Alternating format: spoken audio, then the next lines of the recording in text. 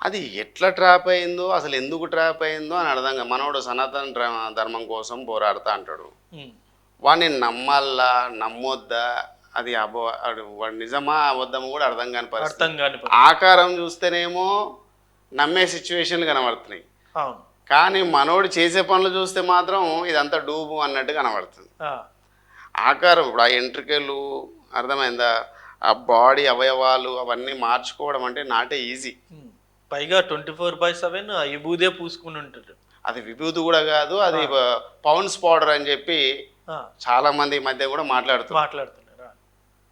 నేనేమనుకుంటున్నానంటే అది విభూది pounds powder పక్కన పెడితే ఆ అవయవాలు కనబడకుండా పూసుకొని తిరుగుతున్నాడు.